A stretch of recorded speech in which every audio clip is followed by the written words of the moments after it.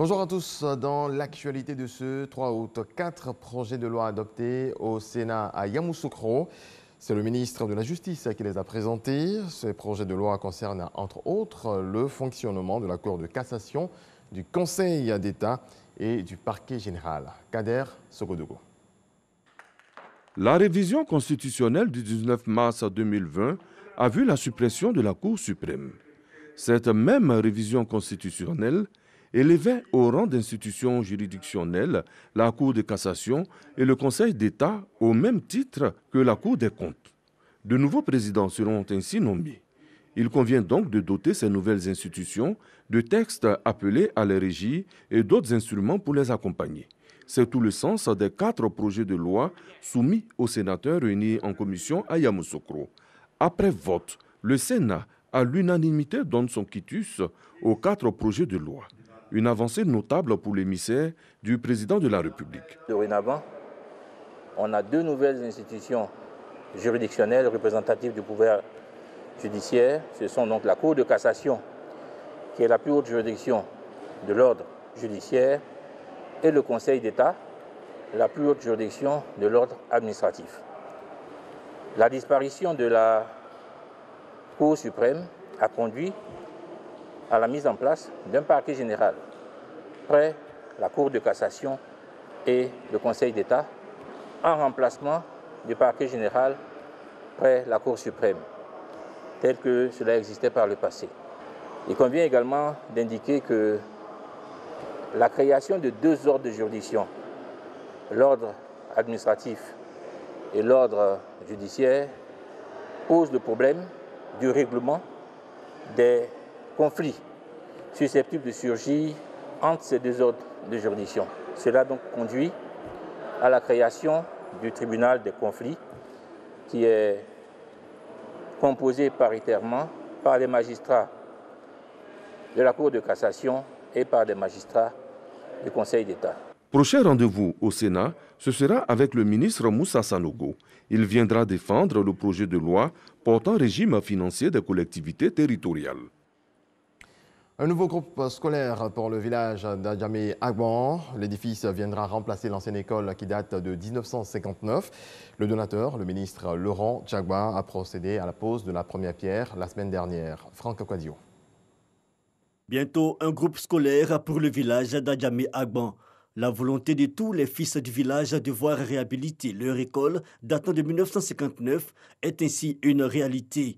Et c'est l'un de leurs, Laurent Tchagba, également ministre de l'Hydraulique, qui est à l'initiative de la construction de ce groupe scolaire, lui-même d'ailleurs ancien élève de cette école. Je viens de réaliser avec tout l'amour et la volonté de servir mon village, pour que mon village soit honoré, pour que quand on rentre dans ce village, on ne voit pas une école délabrée, mais une école qui est construite, qui permet aux enfants d'avoir toutes les commodités pour aller à l'école. Un groupe scolaire de 3 écoles construites chacune en R+1, une maternelle et une cantine scolaire sur une superficie de 6145 mètres carrés d'un coût global de plus de 429 millions de francs CFA. Acteurs et partenaires de l'école apprécient. Vraiment, c'était difficile.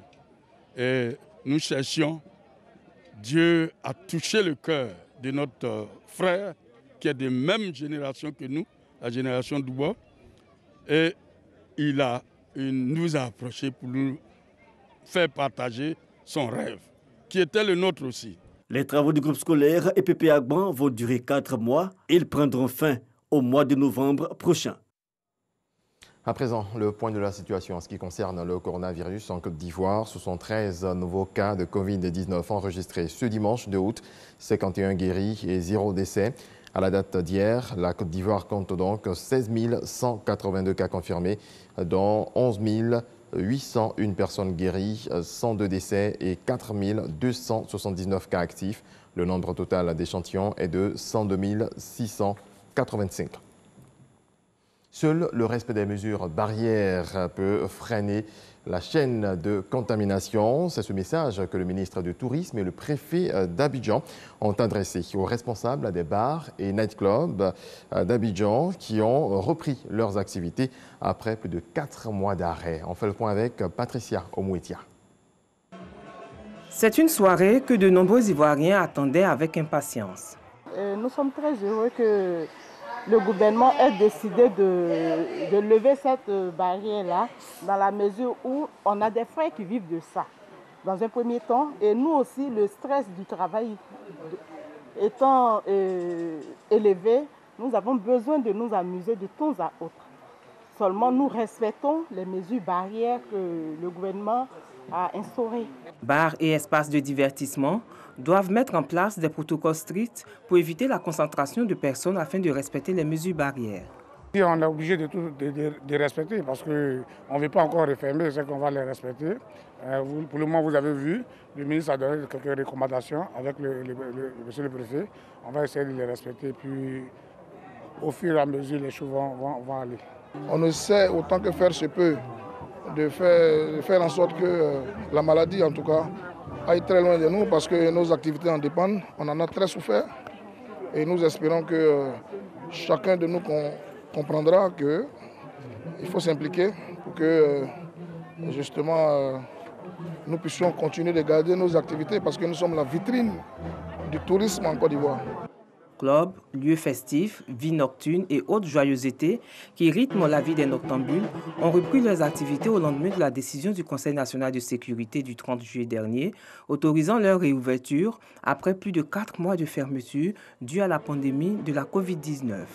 Des mesures sanitaires drastiques nécessaires qui ont eu de sévères répercussions économiques, notamment pour les professionnels du secteur.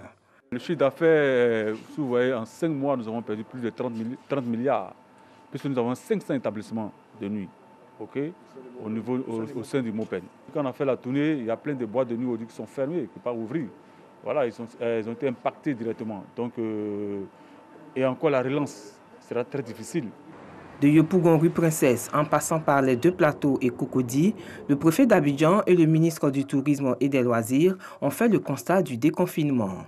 Si demain, on touche du bois, on avait une flambée des cas de Covid-19, il va de soi que pour la protection de la vie de nos populations, des mesures soient prises pour revoir ce qui a été fait. Ce qui n'est pas souhaitable, comme le ministre l'a souligné, dans les autres établissements où nous sommes passés.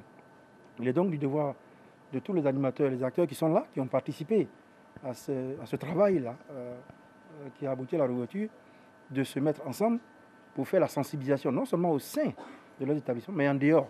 Nous sommes venus suite au dernier Conseil national de sécurité à l'effet de voir l'effectivité de la mise en œuvre des mesures barrières devant être respectées pour rompre la chaîne de contamination.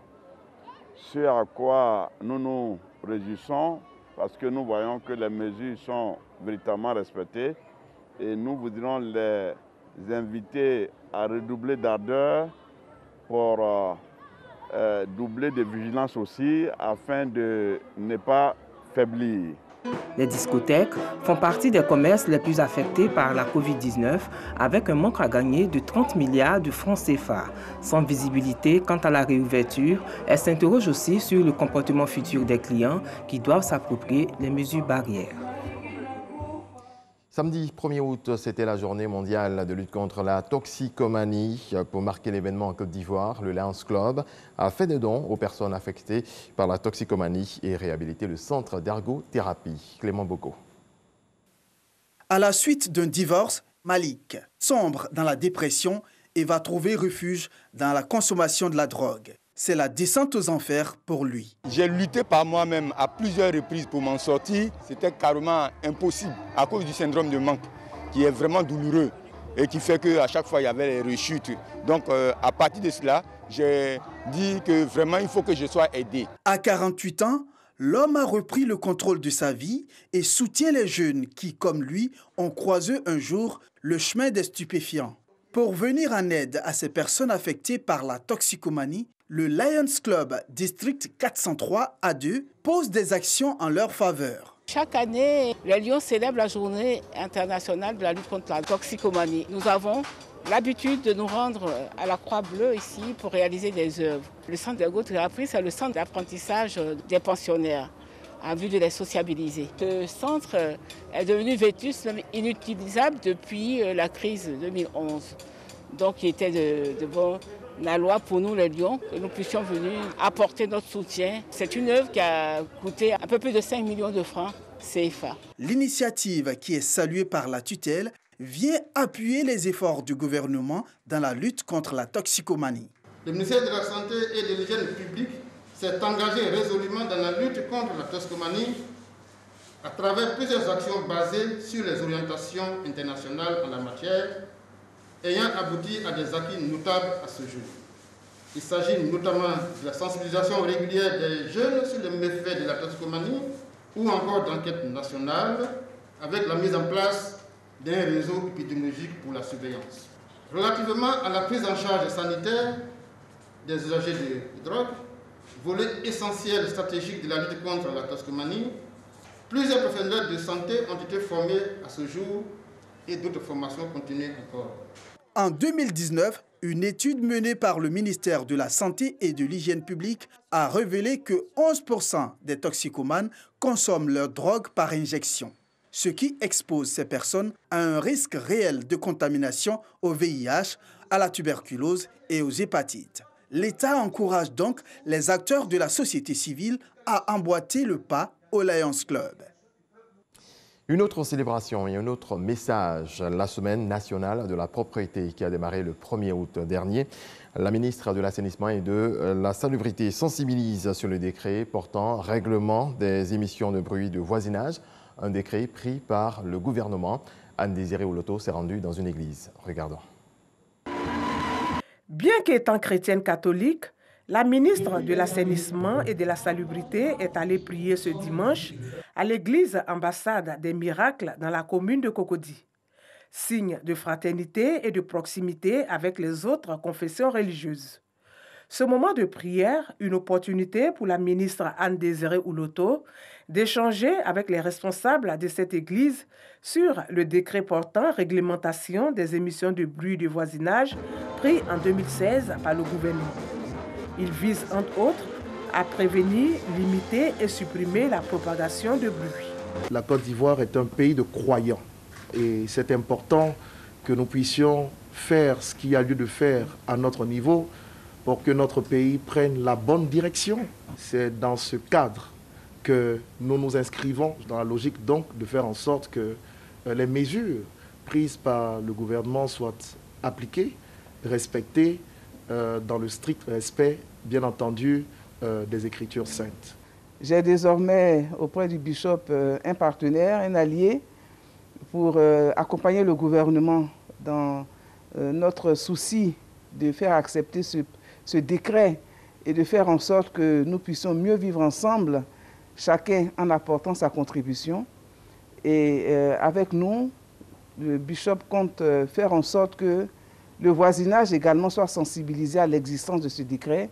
Avant l'église Ambassade des Miracles, plusieurs autres lieux de prière et de divertissement ont aussi reçu la visite de la ministre Anne-Désirée Oloto.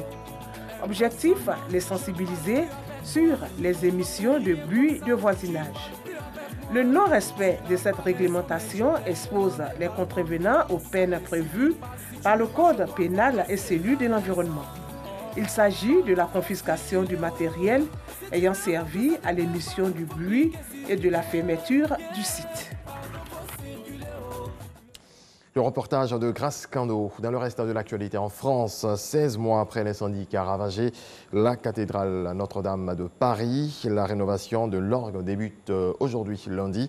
Un chantier titanesque qui va s'étaler jusqu'en 2024. L'instrument n'a pourtant pas souffert des flammes, mais il a subi un choc thermique et a été encrassé par de la poussière de plomb.